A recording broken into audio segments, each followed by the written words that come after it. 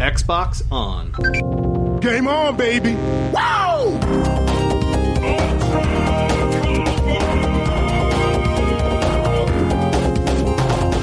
Don't make a girl a promise you can't keep. Let's do this.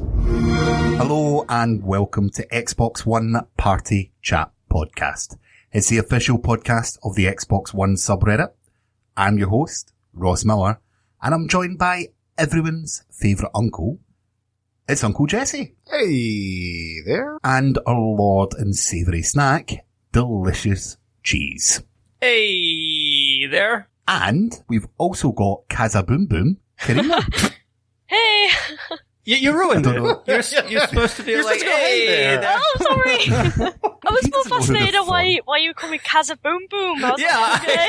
I was like, that threw me back. Ross is just excited he has someone new he can come up with nicknames for. Yeah. Yeah. I'm still working on yours. It's not as bad as Jez Cordon's though.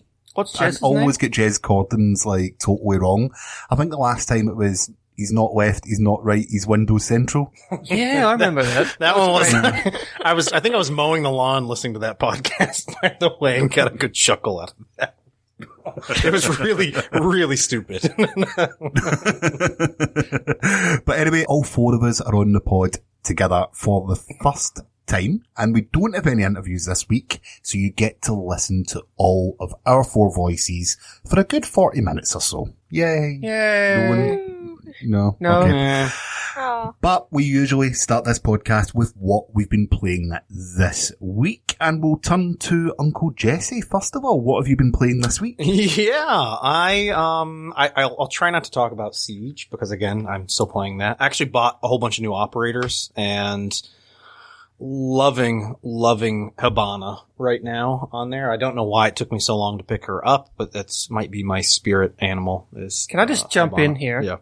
This happens every week. You say, okay, so I'm not going to talk about Siege, but let me just And then I talk talk about about- Siege. I can't help it. I have a unhealthy obsession with that game. It's like some folks have with Overwatch. It's just mine's with Siege. But I actually did play another game, and it wasn't on my console. It was actually on my phone, and I played it a lot with my son, which is just the other week, Sega released a whole bunch of their old original titles on mobile devices, and we were playing the original Sonic the Hedgehog, and my son is way obsessed with Sonic the Hedgehog right now, and it was just been a blast, and I forgot how horrible I am at the game, let alone on the mobile device, how horrible Dude, I am at the game. You can get the remasters of, I think, Sonic 1, 2, and 3 on back compat.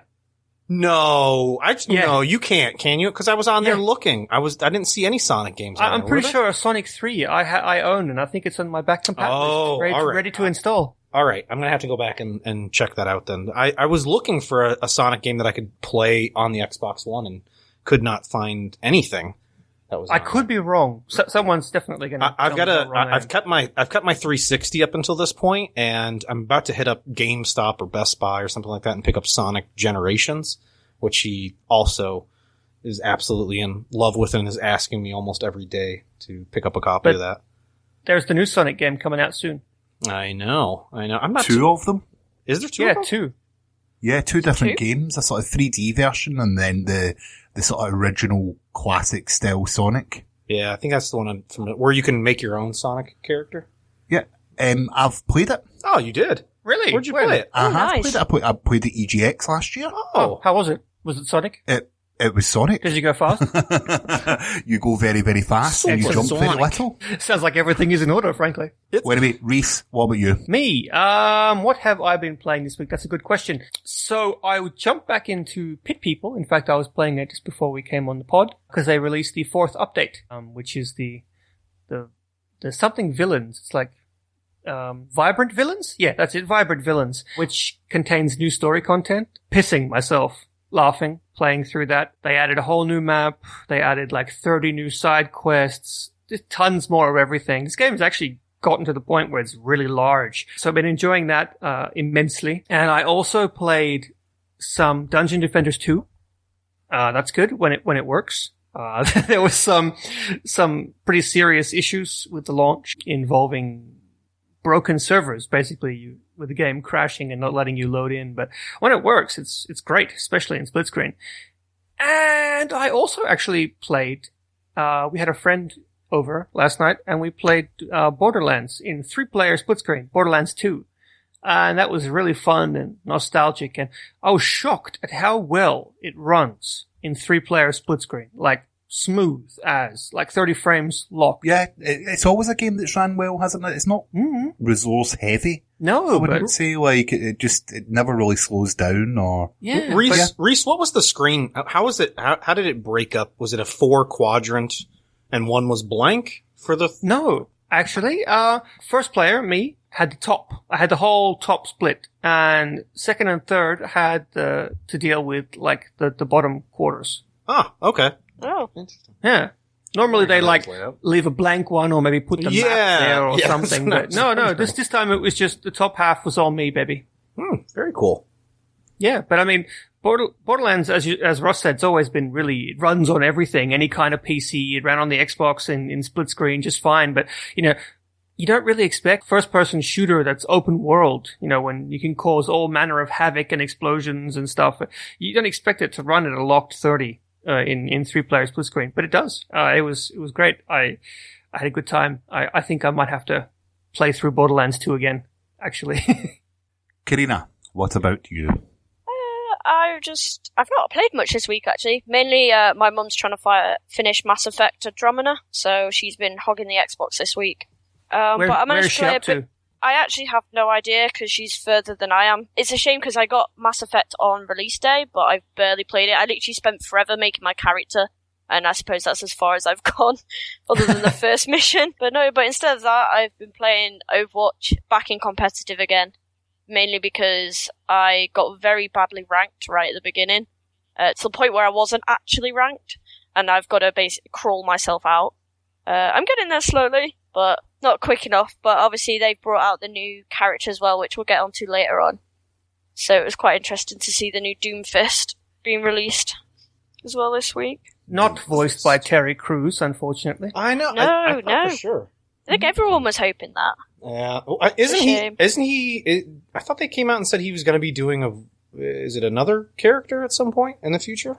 I don't know. Because I thought there was not too something about him being involved with a video game.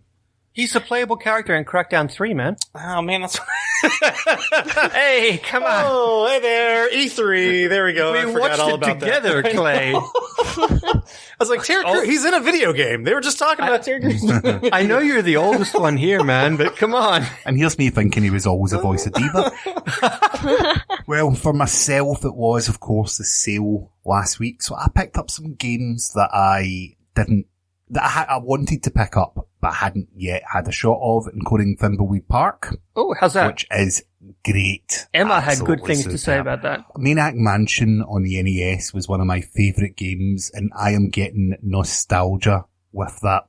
Plus, it's just an episode of Twin Peaks in a game form. It's amazing. It's absolutely amazing. If you like that adventure point-and-click style, then that is easily the game for you. Also, with my wife, I played... Oh, I'm going to forget the name of this now. Small little dough men who have to climb up on things. Dough men who climb on things. Yeah. Human Fall Flat? Human Fall Flat. Okay, yeah. I know the Yes. one. It's like you got like really bad sort of flopsy ragdoll physics, right? Exactly correct. And you simply have to make it from point A to B. No matter how you do it, it's fine. You just have to get there, but you can't really climb. So like, if you're hanging from something, you can't like hold one arm up and pull yourself. You just have to like flop. If that makes sense. Have you ever played Gang Beasts? Oh, I love Gang have, Beasts. Yes. Yeah, is it So like that? fun. A bit like that, yeah. Similar. When just is flop Gang around. Beasts getting released on the Xbox One? Seriously, that game is amazing. Never heard Right of that. now. You've never heard of Gang Beasts? Nope. Okay, so it's a, for anyone who doesn't know, and for Clay as well, it's basically a 4-player local party game, and you control one of the gang beasts, which is like a sort of blob type human or animal. And you have to like, push your opponents off the map, and all you can do is flop and grab onto things. So you can grab onto the other players and like yank them around or headbutt them or belly flop on them or shove them or whatever. And you can hang on to each other, and it's just hilarious. I can't describe it without, you have to see it in action and play it. It's just so stupidly funny. The last time I played that at a party, I laughed until my throat felt like I had swallowed a mouthful of razor blades. It's like floppy jelly no, not what they call jelly babies. Yeah, floppy jelly babies. But you can like grab someone and headbutt them and knock yourself out when you do it. Apparently it's coming to VR as well, which... What? Yeah, I just had a quick Google and found it, because I was trying to find the release date, and it just said VR. I was like, oh, on the Oculus Rift, apparently. Okay. But I don't know how that works. I don't know if you're the character, or if you just watch... You're essentially above the boxing ring or the arena. So I don't know how that'll work, but that'll be quite interesting to look into. What's your favourite arena? My favourite arena is the one on the trucks. Oh, I was going to say that one. Most people just fall off. But also this week, I picked up Little Nightmares. Oh, I love Little Nightmares. Oh, I need to finish it, actually. I haven't finished it either. It's so good. No. I don't know how. It's not very long. They brought out the DLC this week. What's it called? You can get on the Xbox One store. It's currently in the sale. Is it in the sale? There's a small DLC. I can't remember the name. And then there's another one which includes 3 of them, which was released Saturday. Was released, what date? On the 8th, which is available, but I don't know what it includes. I think it's just an extra few missions, and you get to be, I think you see it from the eyes of one of the little gnome kids.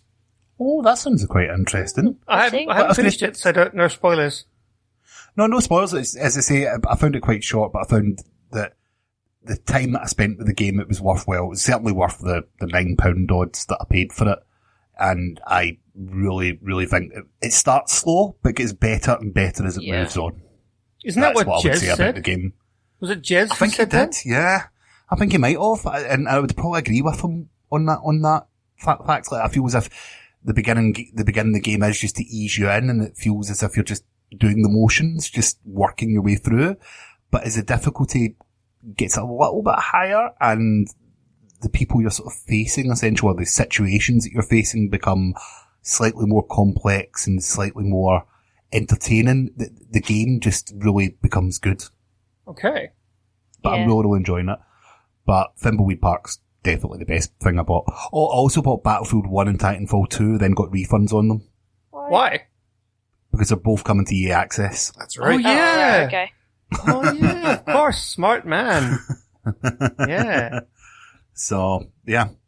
So the sale was expensive for me. It always is. Guys, before we move on, I actually have to just quickly bring up something related to games we've played, and that is a fellow by the name of Mongball on Twitter sent me a message asking for my opinion on Dying Light by Techland. Have any of you guys played that? Yes. I haven't. I have not. Okay, so me and Clay have played it, you two haven't. So, guys, basically, Okay. Dying Light is a parkour first-person zombie survival game, and it is a mess. That game. It is a jumbled, unfocused mess, and a real missed opportunity. But at the same time, there is so much good in it. And so much that they almost got right that I think a sequel to that game that builds upon the first and learns from its mistakes would be one of the best games ever made. For example, the game is split across 2 maps, and the first map is absolute garbage. Like, I was really not having any fun at all, because the game is designed around parkour. You're not really meant to fight the zombies, you're sort of supposed to run from them. And the first map is mostly flat, with really low buildings and nowhere to really get a good parkour, run going on. But the second map is set in like a dense, city, and it's amazing! You run from rooftop to rooftop, and they give you this ridiculous gravity-defying grappling hook, which makes no sense in the laws of physics, but it's amazingly fun to use. You can even grapple downwards onto the ground and survive. Like, I don't know how that works, but, game physics. And it's great. The second half of the game is amazing. When you put them side by side, it's like, wow, I can't believe that the first half of the game even happened. That's basically my opinion on it. Mr. Mongball, I think it's got so much good and so much stupid fun, but it was a mess. And they some parts were too serious for their own good. Some parts were too silly. It had no real focus. And I think a sequel will be absolutely amazing. And I hope they made enough money to fund that. Didn't they have a really good DLC? I thought people really were excited about one of their DLC. Yeah, they made several, actually. They did a good job of supporting the game, but I haven't actually played any of the DLCs. I thought they came out with one that had you could drive Rocket League cars in it. Cars, or something like that, right?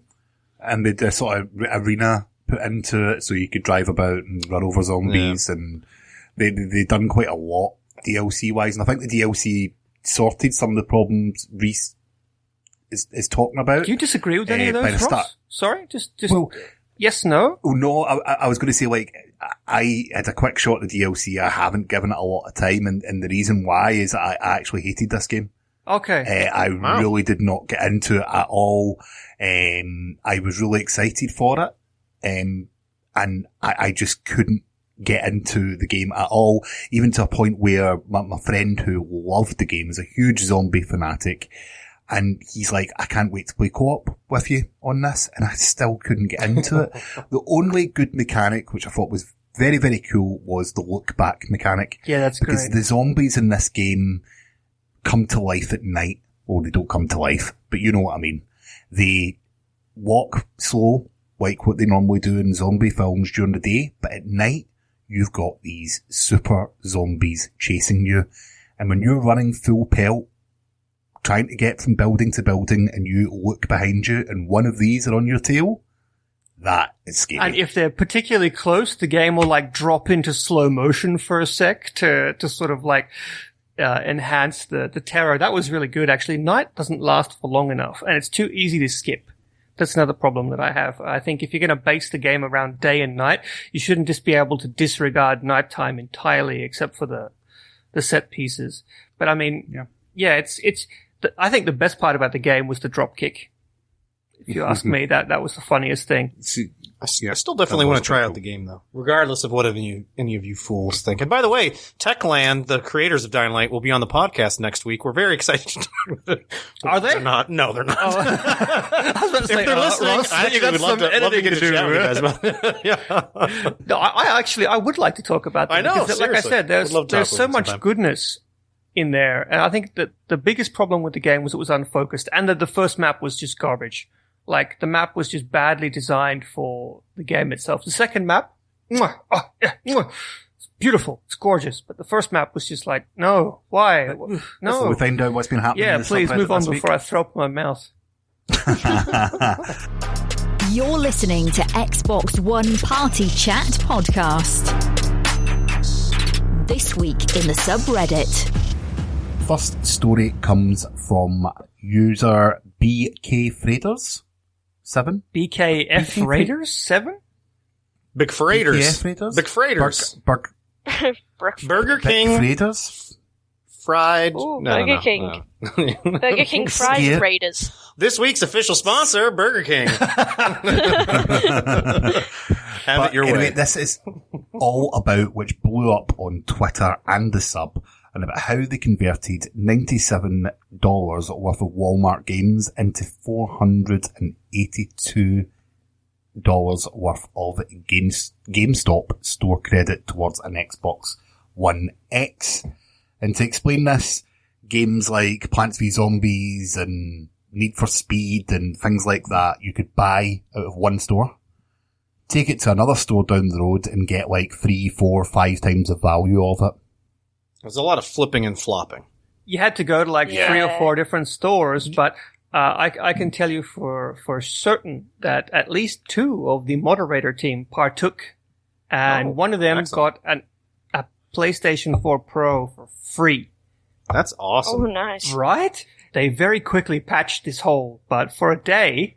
Yeah, for a day, it was pretty... Open season. Yeah, it's, I had considered, since I am the one talking here stateside and could partake in this craziness, it crossed my mind until I read the instructions of how to go about this. I was like, nah, I'm too lazy. That's way too many steps. That's too many stores. I gotta go buy these games, then go bring them to this store and return them, then go to another store and get these other games and exchange them for these games, and then bring them to another GameStop, and then I can get like triple to quadruple the rewards. Yeah. Well, actually, one of the mods who I talked about, not the one who got the PS4 Pro, but the other one, he actually said that he got like halfway through. And then when he got to like this one stage, the guy from the store had caught on. Like maybe like 50 dudes had come through doing the same thing. And he was like, oh, hell no. Like, you've had enough. And he was like, okay. So then he gave the games to his girlfriend and he had to take, she walked in and he had to take them. Wow. Yeah. I mean, I saw someone else post that they went to a few of the stores and the employees were well aware of what they were doing, but the promotion was the promotion and there was technically nothing wrong with what they were doing. They were just sort of exploiting the system, so to speak, until they changed it. Well, they've just found a loophole, haven't they? Yeah. That's a very lengthy loophole. It worked for a lot of people, clearly.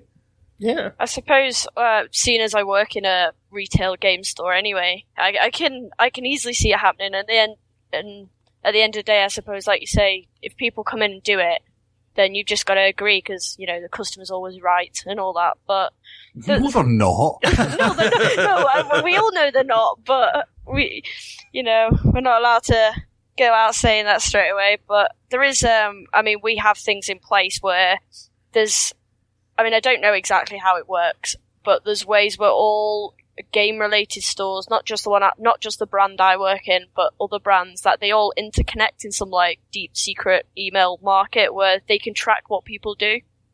So obviously, it's a good way of if people, pick up certain games and trade them in, they soon catch on and then stop it.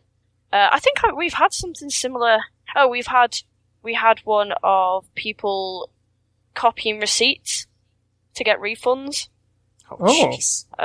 Yeah, but they do it in such a way that it did look legit, but I think they must have made their own boxes or just stolen them, because it's quite easy to, even though they're empty. I don't know why people would want to steal a plastic case. But you never know. You never know. We have to have an episode which is like Tales from Video Game Retail, I think, with you at some point, Carina. That could be very interesting. I must say, I don't really have anything too good, too interesting. Not yet. Give it time, there will be. Have you ever seen anyone come in cosplay? No, but I do know one of the other stores has had people come in cosplay. If I'd made my costume in time, I was planning to cosplay for an event at the store as well, but I've just not made it in time. Unfortunately, I know. But we always encourage cosplay. We love to see, well, especially me, I get really excited when, I did have one person come into the store, sorry, I had a little girl, they'd been to the Disney store and she'd bought a Rey outfit from Star Wars, and apparently our whole family are cosplayers, but obviously she was just going around in this little Rey outfit, like little Rey Star Wars outfit, it was so cute. I just want to... I always encourage it. Please do. Cosplay is very important for young children. I just wanted to add a not creepy. It was not meant to be creepy at all. Please. I just wanted to make one additional note related to trade-ins. As Ross mentioned it earlier on, I'm actually heading, after we finish recording here, I'm heading over to one of the stores here, Best Buy or something, to trade in Battlefield 1 and Titanfall 2, since that's coming to EA Access, which is an awesome deal. And then related to EA Access, I just saw over on the subreddit, like literally just posted that the Star Wars Battlefront 2 will have an open beta coming in October. It says October 6th, that anyone that has a pre-order will be able to play it on October 4th. So actually, I'm actually very much looking forward to that. It was beautiful, the first one, and that's actually on EA Access Clay, now, but it's are you browsing the subreddit when you're supposed to be podcasting with us? What? No. At least I was browsing the subreddit. You guys start talking, and I just started like Googling stuff, and God. Children in cosplay? No. No, Ross, next topic, please. So user Ed86 posted pictures of every single Xbox One controller released so far. Not pictures, video. That was a video. Yeah. I never looked at the post. It was very impressive, though. All 13 minutes and 25 seconds of reviewing every controller. For the Xbox. He picked every single one up, talked about them, turned it over, showed the whole thing, clacked the buttons. It was very comprehensive. It was very comprehensive. I watched I'm not watching a little bit of it. Okay, guys. The reason I added this to the show note is not just because it's awesome, and we even had Chris Sharla chime in saying that he was jealous because he's also trying to make that same. You'd think Chris Sharla would be able to have any controller he wanted, right? Right. Anyone who doesn't know who Chris is, he's the director of the ID at Xbox program. Also, Chris has expressed interest in popping in on the show after Gamescom, so stay tuned for that. We might have to have some ID at Xbox indie special. But back on topic, I want to know, what controllers do you guys have? I have the only controller you ever need. The Elite. Gears of War? The Elite. Is it the Elite Gears of War, or just a regular Elite? What, there's other Elites? There's a special edition Elite, like Gears of War Elite controller. No, I don't have that. Someone is going to send it to me, but they never. No, I have a standard Elite, which I got with the Elite console. And I love it. I wouldn't swap it for anything else. I don't need any other controllers. It works perfectly. It's a great build. I don't need any other controllers ever. Best controller ever made. Yeah, easily the best controller ever made. And I love it. Do you have any others, or do you just have one controller? Yeah, they've got 3 of the standard black ones. There's one in Midnight Blue, I think it is, that my wife uses. That's it. Oh, nice. That's a nice one. Is it a gradient blue? Yes, it is. Yes. Karina, what about you? Yeah. We just have the standard ones, and we recently March got the Elite controller, and it's just, I love it. I love using the Elite controller. I like the fact it feels slightly weighted. I don't know if it is heavier, but I like the way it feels, especially how, all the triggers on the back. The sensitivity I find hard occasionally because I accidentally press the wrong buttons without realizing. But I just need to fix that in the settings. Other than that, I do really want a custom controller from the design lab. I was really jealous of the people who went E3, because if you ordered yours at E3 and made your own controller, you got it engraved, saying made at E3, and then I think it's something out of 1,000 that they did. The guy in the video had one, number 160 something. Oh, I would have loved one of them, but no, maybe one day I hope to have my own little custom controller, and then also we're waiting for the Sea of Thieves one to arrive. Quite curious how that'll look. Clay? I have the Day 1 controller and the Elite controller. And That's it? That's it. Not the Elite. The 1S controller. The white 1S controller. I wish I had an Elite controller. I don't have that yet. I'm waiting. I'm honestly, I thought at this year's E3 they were going to announce with the design labs that you could design your own Elite controller. And I keep telling myself that's my excuse for not getting one. I'm holding out for the Design Labs Elite controller. Well, I have the Day 1 controller, obviously. It's got a bit of stick drift, a little bit clickety-clacky with the triggers and the bumpers, but she's still good. I have an Elite, which is the best controller ever made. And as Karina mentioned, it is weighty, and I think it doesn't feel like a toy. Like, if I hold the PS4 controller, it feels light and plasticky, and it feels like a toy. But if I hold the Elite controller, it really does feel like weighty and just good. Although I take the triggers off the back. I don't like the paddles on the back there. Oh, no. Yeah, I know, right? I don't like it. But I also have 2 Design Lab controllers. I have 2? Yeah, I have one that's bright pink and cyan and orange. And I have this, that was the one I designed. Mine's the pink controller. And one that my girlfriend designed, which is this horrific unicorn-looking thing. It's the most ugly controller in the world. It's great. I love it. Everyone who looks at it's like, wow, that's the best controller ever. It's the most ugliest thing I've ever seen. It's great. It's bright cyan, like bright aqua blue, and it's got bright neon orange backing, and it's got like a red, like a dark red D-pad, and it's got these really colorful buttons, and it's got, I think it's got yellow or orange triggers. It's just, and the sticks, I think they're bright red as well. It's like everything is a different color. It's amazing. You finish, I've got no taste. We don't, no. Next story, Rhys, you take it. Yeah, sure, while I'm flapping my yap. User Z Killerbrush posted that the Summer Games Done Quick 2017 thread, basically stating that they ended, and they raised over $1.76 million for Doctors Without Borders, which is absolutely amazing. $2 million almost for charity. That's crazy. And everyone loves, Doctors Without Borders. They do amazing work. It went over the whole weekend, and there was some amazing games, streamed. They streamed Halo Championship Edition, Guacamelee, Banjo-Kazooie, Doom, Mirror's Edge, Final Fantasy VII, loads more. The final round, the final stream that I actually watched start to begin was a glitchless run of Earthbound, aka Mother 2, which is, a classic of the Super Nintendo era. It's actually a really entertaining run, I have to say. Do you guys ever watch speed runs? I've actually watched one not too long ago of Portal. Portal? I saw that. They did Portal as well. Yeah, I posted it to you. Was it within like 10 minutes? Yeah. Was it glitchless? Yeah, so there's a glitch version, then there's a glitch-free version of it that I watched. Well, tell me about this Portal run.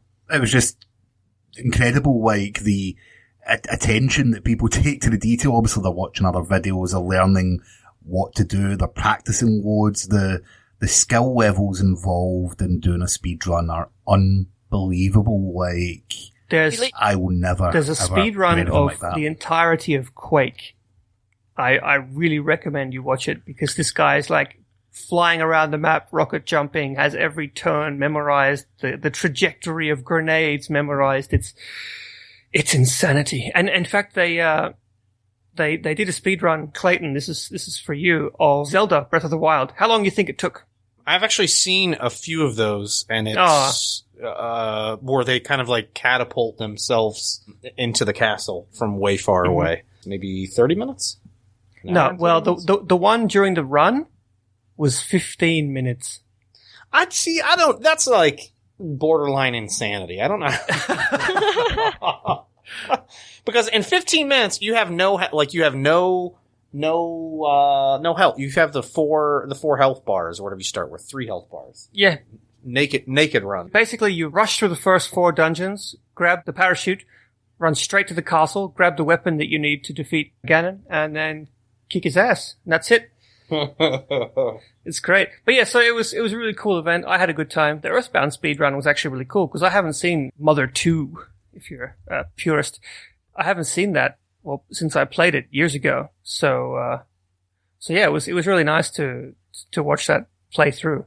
But Ross, I believe you have something to talk about actually when it comes to charity streams. Yeah, my mother-in-law has dementia, and as a result, because it has been quite hard on our family, we've decided to do a little bit of what we do best and game for a charity live stream. All the money is going to go to the Alzheimer's Society, and it happens this Friday. So if you're listening to this on the day of release or the day after, you've not missed it. But you can find out all the information about it by either going to the Twitter _Gamers United or to the Just Giving page, which is justgiving.com/GUD good, because we're asking people to get good on a Friday and come and join us for a 13-hour live stream. And all the people in this podcast will be involved somehow, but I'm looking forward to doing it, and it's all for a great cause. So if you get a chance, go to one of those pages, check out the links, and come join us. It should be fun. It should be fun. Yeah. It should be fun. So, as a fellow user posted on Reddit, VL_Mayhems_LV posted up about the new up-and-coming character Doomfist on Overwatch. And being a big fan of Overwatch myself, I did check it out. the character design itself is quite unique, especially how everyone originally thought it was going to be Terry Crews, but to everyone's dismay, because I think everyone really wanted it to be Terry Crews, it's now voiced by an actor called, right, I'm going to pronounce this wrong, Sahir Naj. I don't know how you pronounce that. It's spelled Sahr, and then the last name is Ngaujah. Oh, wow. I'm not too sure how you pronounce that, but I'm going to go with that. That guy. that one. I haven't actually seen this, so you mentioned his character art. Like, what does he look like? Describe. I assume he has a fist of doom. Yeah, basically he is. It kind of looks like Terry Crews a little bit, but just with this giant golden knuckle fist that's probably twice the size of what it normally should be. All his attacks are generated from such fist. It's essentially goes from, I'm going to say his elbow, it might be a bit above. It's just like a big branded golden knuckle armor thing that goes on. He's actually an offensive hero in Overwatch, which I think we've been overdue an offensive hero, actually, because the last one was Rhys, or I don't know, do people call her different things? But she was lastly a tank, so it's quite good to have an offensive hero for a change. The abilities are quite unique. He has, essentially, with his knuckles, he shoots out these little, I'm not too sure if they're lasers or pellets, but they're quite good for a bit of a ranged attack. Then if you want to get up and close and personal, which I think is his better ability, seeing as he's just a giant strength monster, it's called a rising uppercut, where essentially he will just knock the enemy into the air and deal a hell of a lot of damage. Dragon punch. I was going to say that, or a falcon punch. Does he crouch down and punch forwards? Oh, what? Oh, unfortunately he doesn't crouch, but yeah, he does punch forward. So he does a falcon punch as well. Dragon punch and falcon punch. Just a bit of everything. Nice. They ticked all the boxes. Yeah. Has he changed your game? Is it like changed the way people are playing the game, or? I mean, at the moment, he's not essentially in the main game. He's in a thing called the public test region, which is essentially where Overwatch put him in this like separate server where everyone can test the character out, and there'll be special modes just for the character, where it could be like a 6v6 elimination, but everyone is Doomfist. I actually like that. That's cool. That's funny. But that's really smart. You know, balancing him in a public, like a closed area, and then releasing him to the general public. That's actually a really cool idea. Yeah, I think it's quite good how they do that with every hero, especially if there is problems. There's always an issue with how Blizzard nerf and buff players. Not players, sorry, characters.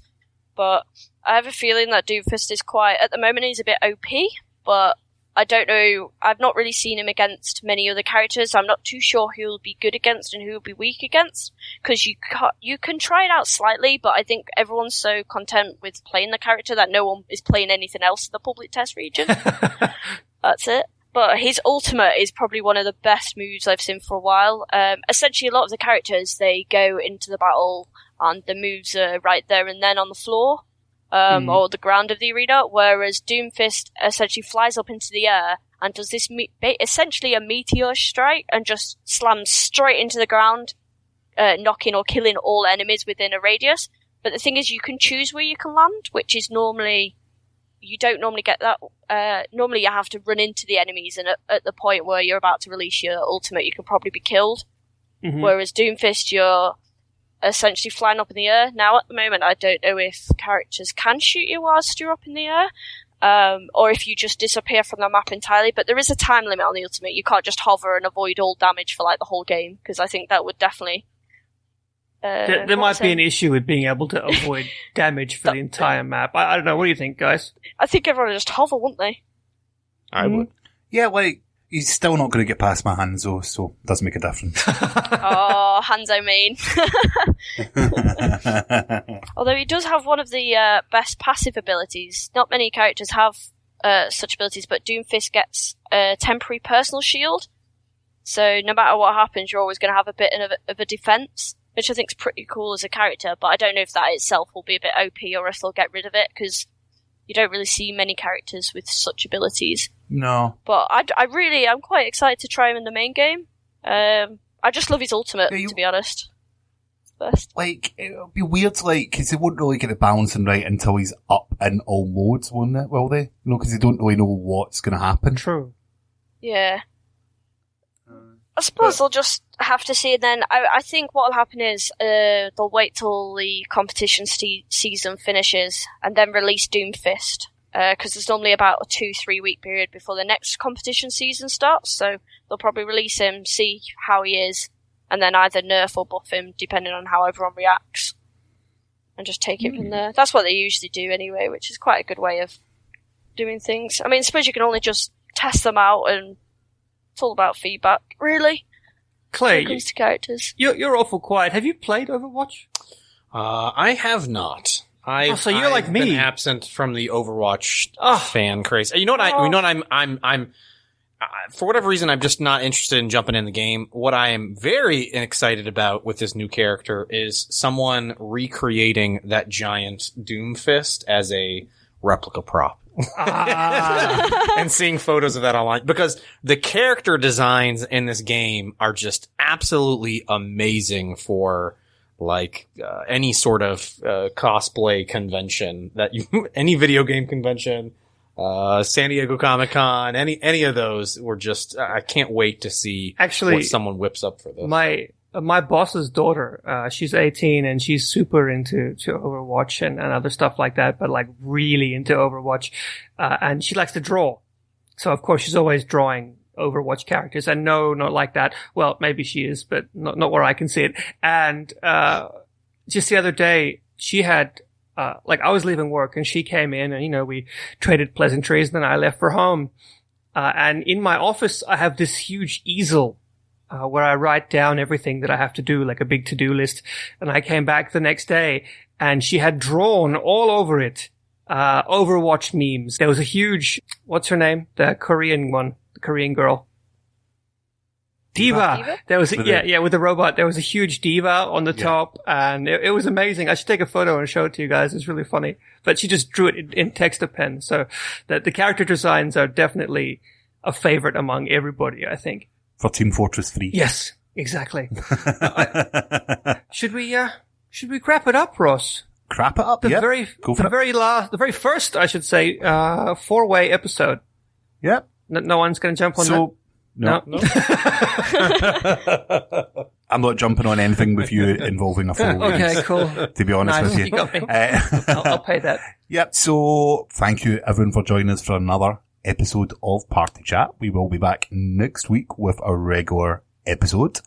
But for another week, Xbox, turn up. You're listening to Xbox One Party Chat Podcast, the official podcast of the Xbox One subreddit. It's settled. Let's do this.